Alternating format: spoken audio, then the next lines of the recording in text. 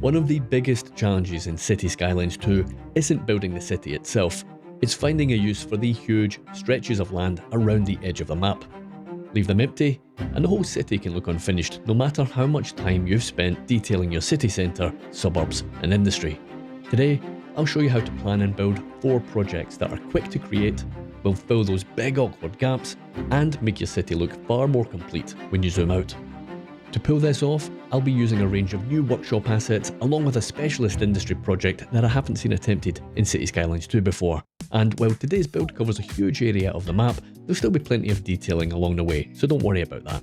So after clearing the area, we are going to kick things off with Venom's modern industry, large distribution centres. And in fact, we're going to use a few of these to create a nice little industrial area, and we're going to tuck it in right beside our F1 track and the big sort of hotel and mixed development we have over on the right hand side. I'm going to be combining that with Joe's generic ploppable industrial set. These will work really nicely together and they complement each other very well. To avoid any bottlenecks, I'll be creating a few ways to get in and out of the development, but I don't envisage it being particularly busy. I reckon at some point I might have to come back here and perhaps put in a security gate. I don't think we would want anybody driving in and out, and that really is our entrance to our F1 track as well, so could be some issues there. Now this is a very flat map, of course, being a Dutch map, but I have done a bit of terraforming in the past, getting a tram stop in here or a tram line in here, and I didn't want it going through and up and over any traffic, so we dug it underneath, but that is going to cause a little bit of a challenge for us here, and it's an easy enough one. We just do a bit of terraforming to try and tidy things up.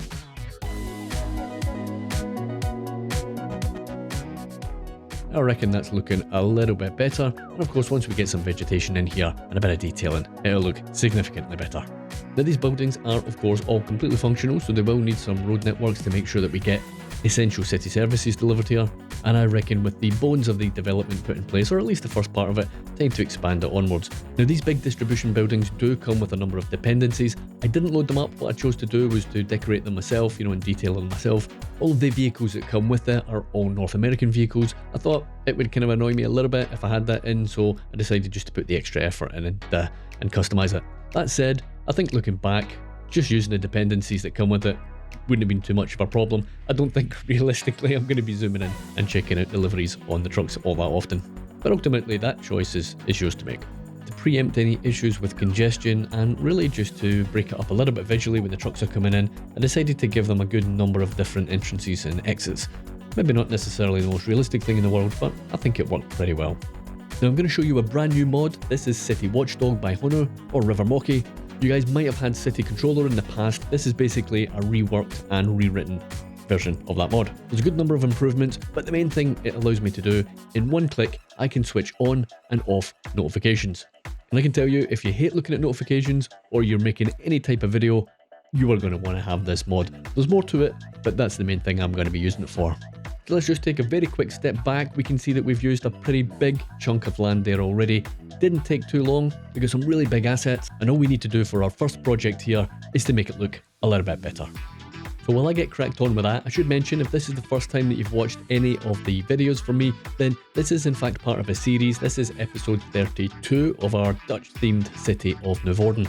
If you've caught some glimpses of other things in the background, if you want to check out everything, it's all documented, it's on a playlist right here on the channel, and go and check it out, highly recommended. Now of course, the idea about this particular episode is to show you guys some projects where you can use up a big bit of land away from our main city centre essentially, and be able to do it relatively quickly. Now one thing that isn't particularly quick in Cities Skylines 2 of course is doing the detailing. This particular section here in our first project, this is pretty much going to be the main detailing effort. That's not to say that the other areas won't get a bit of care and attention, but this one just needed a little bit more extra work.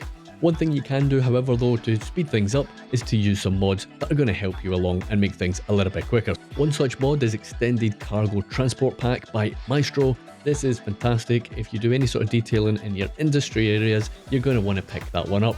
And even if you don't, then you probably want it for the extra vehicles that you'll see driving about the city. Gives a nice bit of variation both in terms of props and working vehicles.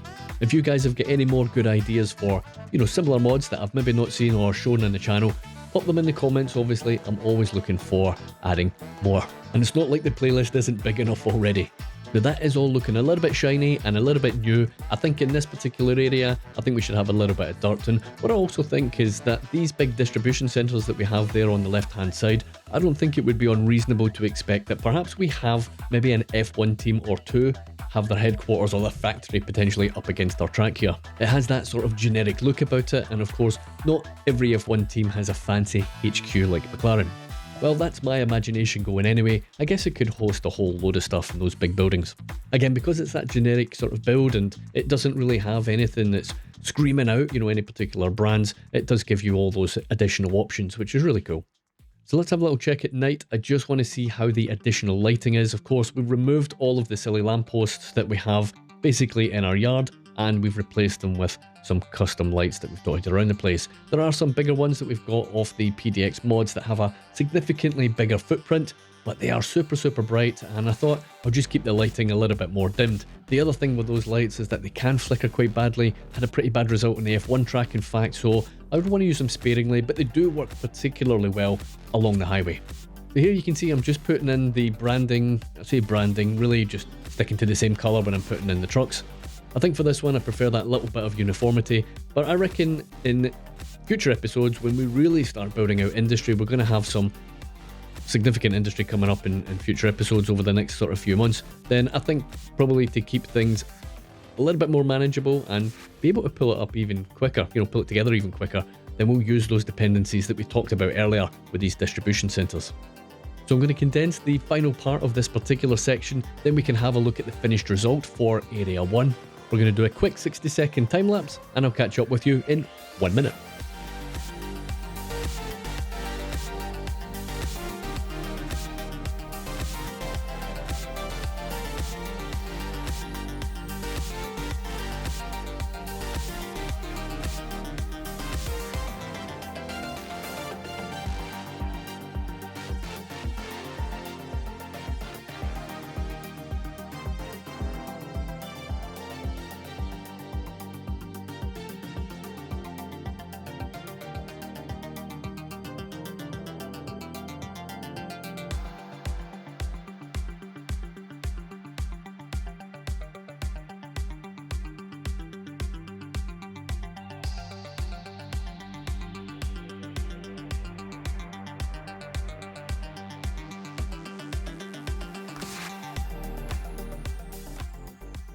So Project 1 is complete. This industrial distribution type centre is good to go. Let's take a quick scan through and check out the details and just see how everything is moving.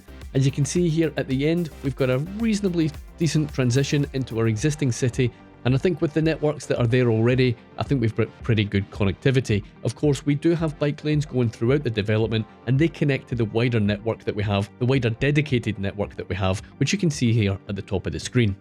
This was an awkward gap butted up between the F1 track and our commercial centre on our right hand side.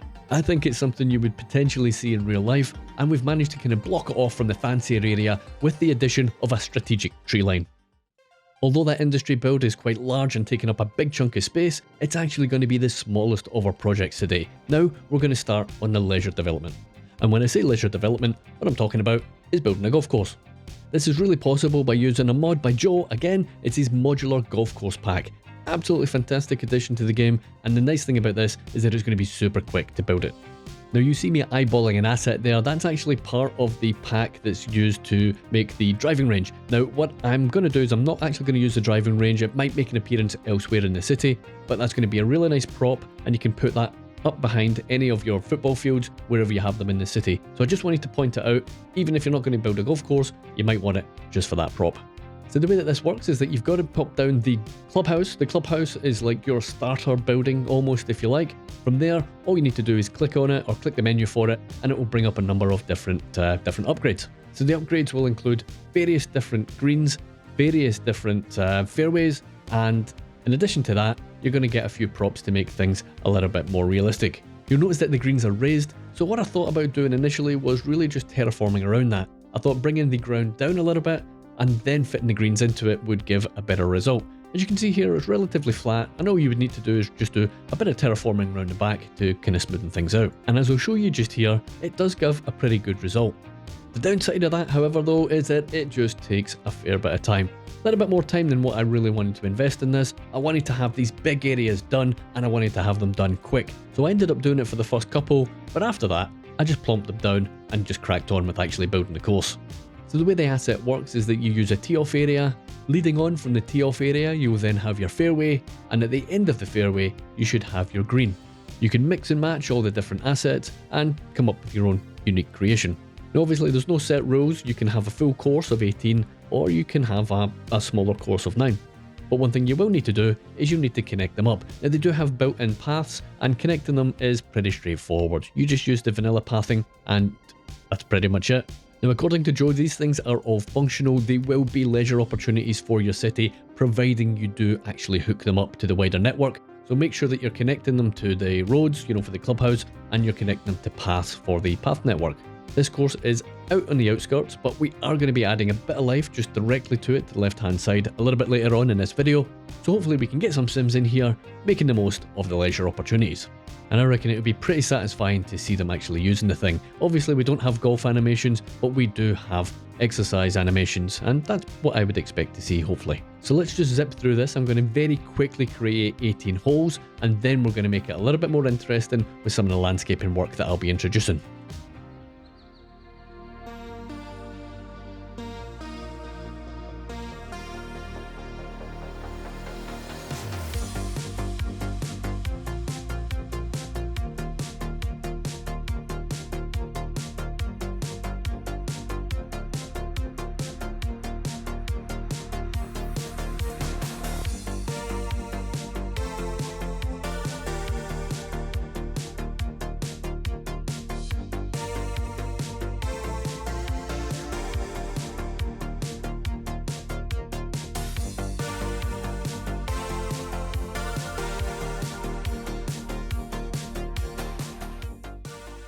With the bones of the course in place, let's take a quick zoom back. You can get an idea for the scale of this. This again is a huge big area that we're going to be using up here. And as you can see, it doesn't take too long to put together either, which is exactly what we're looking for in this video. For detailing, we're going to go fairly light, but that said, we are going to spend a bit of time on it. The first thing I'm going to do is use some of the tools that we have just included in the mod, and that's some of the bunkers. We're going to strategically place these around the fairway and more so around the actual green itself. These bunkers should give a bit of a challenge to the golfers, but I don't want to make it too difficult, and I certainly don't want to make it looking too busy. So maybe just one along the fairway, and then potentially 1 to 3 around the actual green itself. You might notice that we have a few props on the course already. That is a dependency mod, and that is Booty Addicts or Mayor Cheeks Cheeky Golf Props mod. It comes with golf bags, flags, the golf carts that you see on the courses as well. So if you do go for the main mod here, make sure you've got the dependency, and that will just appear directly on your course without you having to do any additional work. And that, quite honestly, always appeals to me. So if you were paying attention at the beginning of this second project, you'll have saw some of the real life inspiration. It's a course just outside The Hague, and I'm not necessarily following it exactly as you see in Google Maps, but it had plenty of water features, and I want that to feature heavily in this course. It gives me a good excuse to get a little bit more surface water on here, and as you can see, once we have it in, it all looks a little bit one-dimensional. But don't worry, we do have a few techniques that are going to help us remedy that. Now, I don't tend to use the brush tool too often, but it certainly does have its place. When we get these really large areas, then it kind of makes sense to use that brush rather than put them down individually. That said, we will mix and match both techniques, and we will get a little bit of better result. So tree brush to get the large area done, and then we're going to jump into individual tree placement to really give that finished look. I did go around all of the tees on the course and put in a little bit of a dirt road, or a dirt path I guess, that the golfers would use. I think that makes sense. And what I was talking about earlier on, adding a bit of depth, we're just going to bring the level of the terrain down a little bit where we have our waterways, and it will make quite a bit of difference. And I always do this, and it's something I certainly recommend you do yourself. And as you can see, particularly that bit of water in the middle, you can see that additional drop on the elevation, making that look a little bit less flat. The other thing I'd recommend you doing, especially around your water, is to add vegetation. In most scenarios, you would expect to see vegetation along a bank, and it really does tend to work very well with the reflective surface that we have on Algendo's water. Tree brush can be a little bit inaccurate here, and I do recommend you just place them down individually. a nice thick layer of oaks and then layer that up with additional smaller vegetation is probably the way to go. In terms of the smaller vegetation choice is really up to you. You can go around with bushes. I like Pidelmo's long grass, it works pretty well. Again, you can use the tree brush with this one and get a few more down, or you can place them individually. Depends really the size of the water that you're working with, I guess. Just as important as that vegetation choice is your choice of decals. Now of course, Real Vision decal pack, always worth breaking out on these kind of scenarios. What I suggest is perhaps maybe using a combination of some of the smaller ones and the larger ones.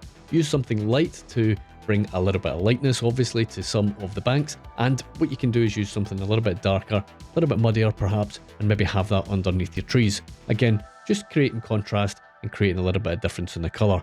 One thing that you will notice, and what I'm going to do here, is that you maybe notice that some of the trees were disappearing when we're putting down the decals. So use the Anarchy brush on Anarchy after you've put them on if you've not used Anarchy, and what you'll be able to do then is just decal away and your trees won't disappear. So a nice little tip, that one, and it means that it really doesn't matter whether or not you have Anarchy on or off when you're placing your tree brush, you can just put it on retrospectively. So that, ladies and gentlemen, is Project 2 wrapping up. We can now have a little look at the finished result. Taking a more zoomed in look, we can see how those decals have come into play, the difference in the elevation where we find the water, and all the work that we've done along the water's edge. Having a look at the top-down view, we can just kind of get the scale of the development. In terms of the volume of land that we're taking up, it's probably up there with the F1 track, and it really does dwarf the industrial area that we did earlier on the build. So a decent result, again, didn't take too long, and a lot of the detailing is done for us already. Happy days. We've got project number 3 coming up, and this is going to be a big one. I marked this down mostly as residential, but in fact we're going to be adding a bit of commercial in here as well. It's going to serve a very important purpose, as you're going to find out. For this project, we're going to utilise the image overlay mod. It can take a little bit of time to just get it shifted in place, but to save a little bit of messing about, let's just skip forward. Now it's kind of hard to tell what I'm building here, but I can tell you that this is a holiday park. Specifically, this is the holiday park that you find right beside Zandvoort, right next to it, the F1 track. So it is going to be based on a layout from real life. I am repurposing it and I am repositioning it to fit my city rather than what you see. The real one is right beside the sea. We don't have a seaside here, unfortunately, but we do have a bit of water with our river next door, and at least that's going to provide a little bit of interest. So as you can see, what I'm going to be doing here is just using exactly the same layout. It doesn't need to be 100% accurate. I mean, it can be a little bit different. I did measure it out, and I'm actually going to bump the scale up a little bit. I'm not quite doing a 1:1. I think it's a 1 to 1.2, roughly, something like that. The assets were just a little bit bigger than what you see on the real life ones, and it was just going to be a little bit of a better fit getting the individual buildings in. So this one had been suggested on the comments multiple times, and I don't think it's going to be the last. I think much like the golf course, we definitely have scope to add more than one in the build elsewhere. So just using Move It there to shift it a little bit tighter in towards our golf course, and let's clear off these trees. We'll be putting plenty more back in later on, so don't worry about that. Asset selection was a real time consuming element of this particular build. There was actually surprisingly few good choices for a holiday park, and a few of the ones that I did find weren't really quite recolorable. Some of the EE assets, for example, were looking like they were going to be a winner, but I just couldn't get the colours quite right. To be honest, I didn't quite get the colours just right going forward here, but what I'm doing is just checking that everything can be changed.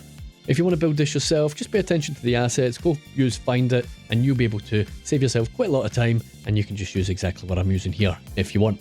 As you can see, I'm just going to be using static ploppables here and literally just putting them all down by hand. These aren't functional yet, but we will bring them into play in just a minute. What I really didn't want is all the garden stuff and the fencing and everything that goes with it. I think it's going to look significantly better. We don't have that in the real life one, and I don't want it in this one in Cities Skylines 2.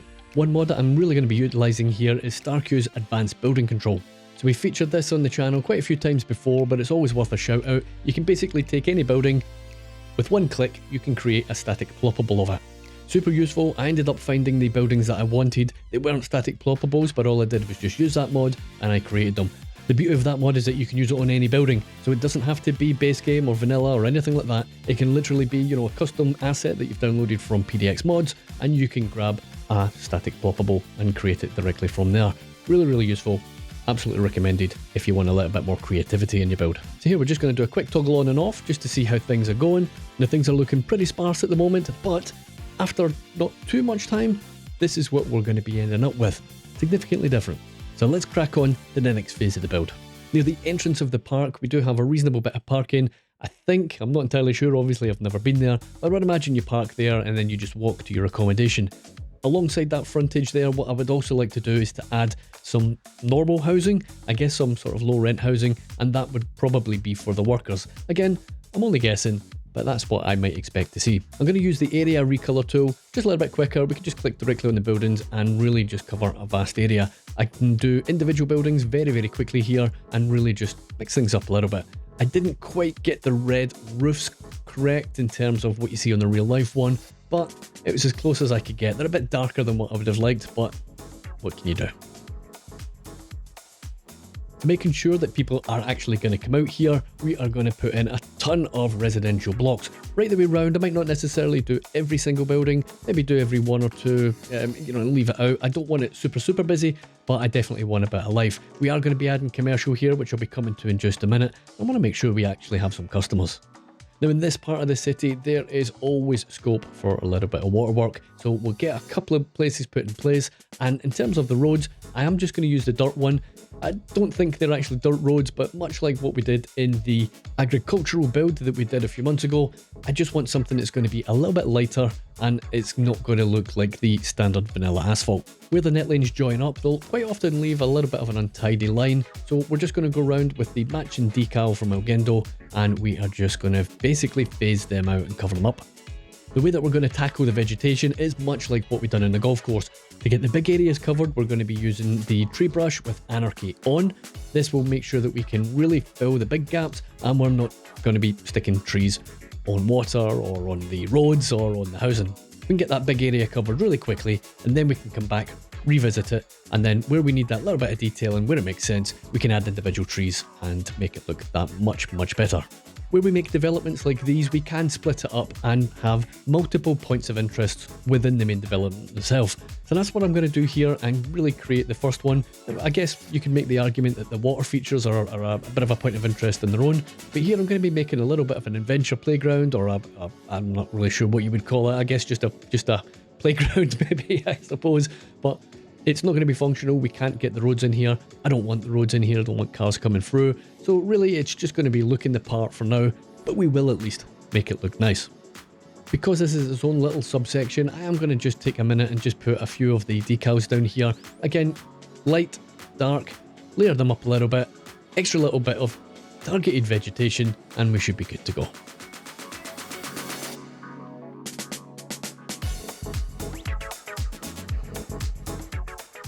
The next mini project that I'm introducing here is our commercial centre. Now, if you think about these centres, they are going to be pretty large and they're going to host quite a variation in terms of facilities. So you'd expect this to be like the reception, could be a business centre, a hotel, a bar, lobby, gift shop, swimming pool, I think is what I'm thinking here with the one that's highlighted, and various other bits and pieces. So I've used that mod there again to create static floppables. I'm just going to highlight them here so you can see what they are in case you want to use them yourself. But yeah, I forgot to record me placing them down, so it is what it is. One thing I didn't forget to record was just creating a little bit of a one-way street around it. This is actually going to get super busy and it's probably going to be down to the amount of commercial blocks that I'm going to be adding into this building. I definitely wanted a little bit of a industrial centre around the back. I guess this is going to be storage, maintenance facilities, that kind of thing, and we can have it hidden off and sort of hidden with trees really once we have it all built. We're going to be using Joe's industrial assets here again, absolutely perfect for this, and we're going to have a really nice area, and the little industrial storage bit around the back is going to be interesting. The small 2x2 assets, the storage assets here, are part of the historic industrial pack by Noevorden, and these ones didn't quite fit. I just want the blank ones here. But yeah, a little bit of detailing, absolutely functional, and a really good fit when you have those small spaces. As you can see around our main sort of reception and leisure area, we are really just going to town, and we're going to be putting high density commercial in here. I want this to be super busy, and I want it to be a real attraction. We don't need any blocks around the back here. These are all functional. I am just going to highlight them and double check, make sure I'm not getting that wrong. Of course, being a holiday park, you would expect everything to be nice and walkable, and I am going to basically add paths in where I think makes sense. And I did notice that I didn't actually have the road hooked up, so I did hook that up as well. Now along this water side, again, another static ploppable we are going to be taking advantage of, and I'd like to have a little waterside restaurant here. Again, just make a little bit of a feature out of something that we might have passed up earlier. Now this is a pretty small stretch of water, so I'm not going to go too mad here. I'm going to use Mayor Want's floating dockway, and I'm just going to create a single berth for a small boat, and that will just give us a little point of interest. Again, a couple of little decals around the side, let's dot it up a little bit, and nothing wrong with adding a little bit of vegetation and perhaps a few reeds in here as well. I do still have a reasonable bit still to do on here. Obviously we've just added the bones of it, we've got most of the housing in place, they are functional now, we've got most of the commercial in place, at least we've got the big buildings, but I do want to make sure that we do have these little mini areas really singing and really being interesting in their own right. I'm not really going to cover too much in terms of the trees and the decals. We've seen a lot of that, a lot of it is kind of what we've covered on the golf course, but rather I'm going to focus on some of the detail that we see around the big buildings. So this little commercial or this little storage area, maintenance area, and obviously our main commercial area as well. So let's just get this wrapped up super quick, and then we can have a look at what we end up with.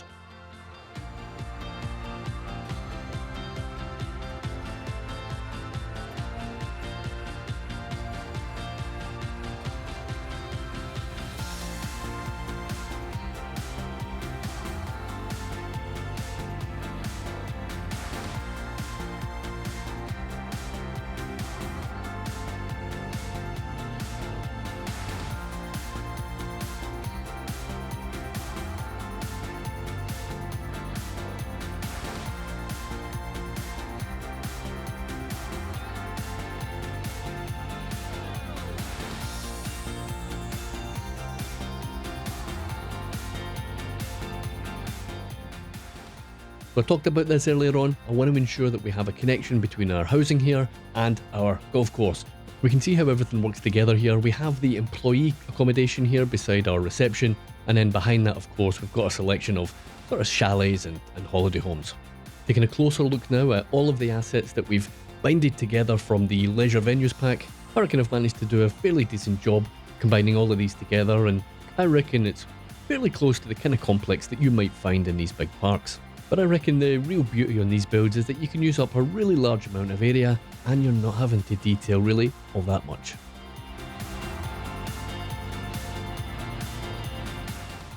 Cracking on with what is now our fourth and final project of the day, we're going to concentrate on creating some really unique, specialised industry. This is going to work really well with our Dutch themed build, so let's jump in. So one of the drivers to do this build is to really try and address some of the deficits that we have in some of our resources. Particularly, I'm going to be focusing on agriculture, and in this case, grain, and really try and bump it up to something that's a little bit more reasonable and try and have all of these resources directly produced by our city. So to enable me to do this, what I'm going to be doing is I'm going to be creating multiple greenhouses. You see these enormous industrial scaled greenhouses in many parts of the Netherlands, and I thought I would recreate it here. We don't have any assets from PDX Mod, so we are going to basically build our own. I'm going to use the static ploppable versions of Joe's industry stuff, and I'm just going to combine them. Literally just going to move them into place with Move It, and I'm going to create a little bit of a template that I'm going to use to try and expand it. Now that template I'm going to copy with Control C, and we should be able, and I'll try it again, and we should be able to create just as many of these as we want. This will give me a little bit of a basis to go and create a number of these things, different shapes, different sizes, and for here I'm going to keep it reasonably uniform. This is more of a test, I guess, for some of the other parts of the city. As I said, this can take up a vast amount of land, vast amount of area, and I absolutely want to make sure that it's all functional as well. But if this works well, I very much do plan on using the same techniques in other parts of the city, and it's really going to use up a huge amount of land, especially on the outskirts of the map. So just taking a step back here, you're going to see just exactly how big that is. I think realistically you could use that for maybe data centers and that kind of thing as well, but for us, we're going to focus on the agriculture.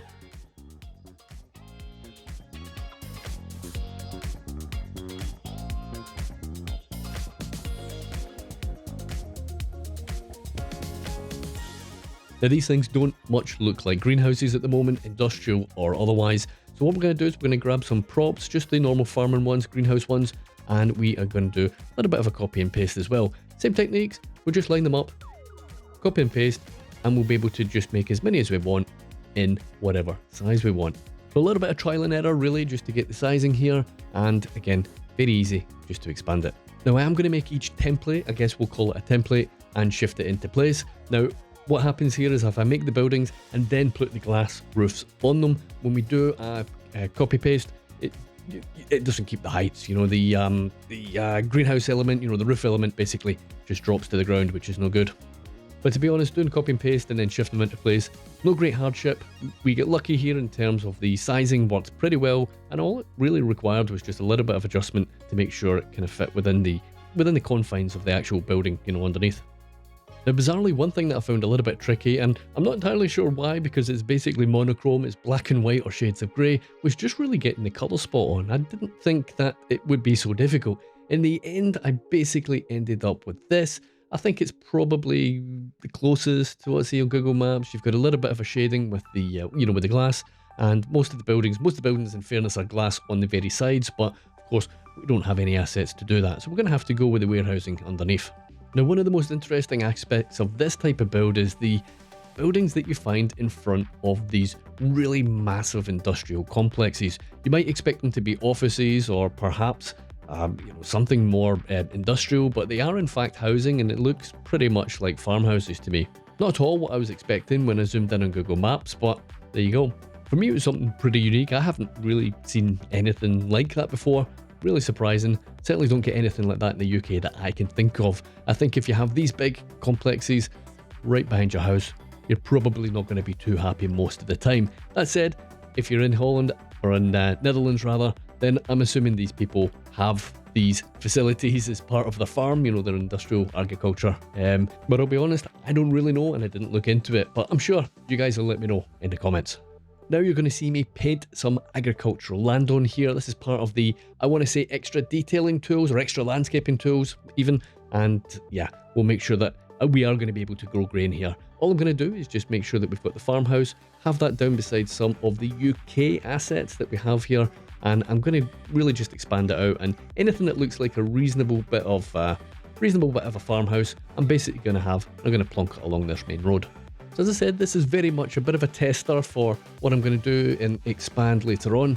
But I must admit, I'm really happy with the end product on this one. I think it looks really cool. And I think having a really big area, a really big chunk of the map, I think it's a really effective way of doing it as well. These little water storage facilities, not quite what you see on Google Maps. I might change them out later on. Might not. We'll see. But I couldn't really find a good asset in the limited time that I had. Drainage ditches, of course, we will add them on. Now, I am not going to go too mad with these, literally just going to line the road with them.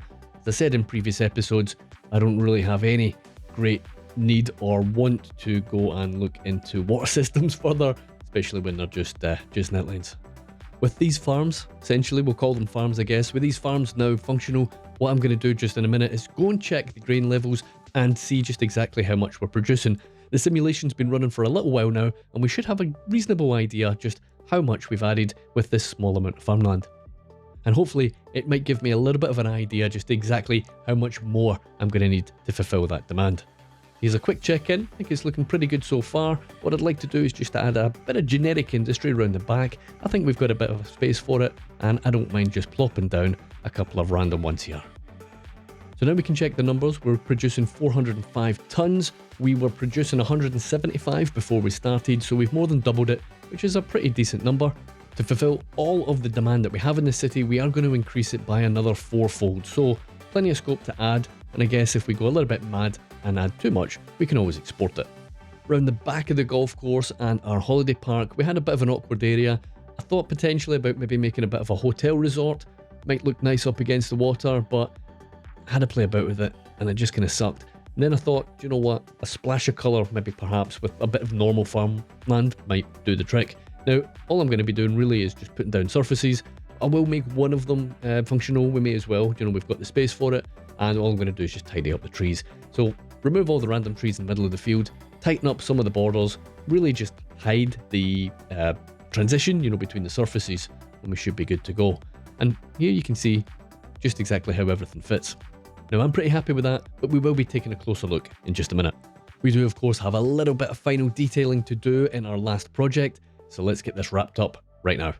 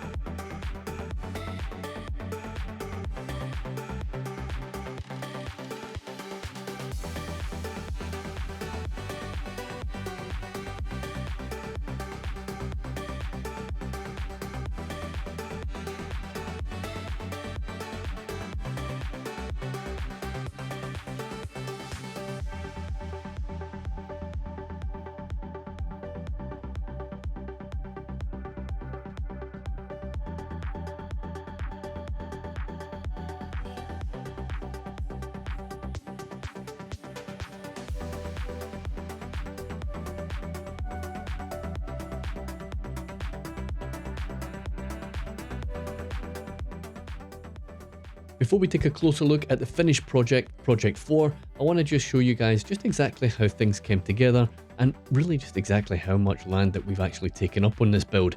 By any measure, that is a massive build for a single episode. And the best thing, the whole thing took less than 8 hours. I do have an ambition for this map, and it is really to use as much as we can. I would love to fill the whole thing. I don't know if it's possible, but that's my target. And if I'm being completely honest, I do feel a little bit closer to hitting that target today. I can see that we can use up really massive amounts of land, and really it's not going to take quite as long as I thought.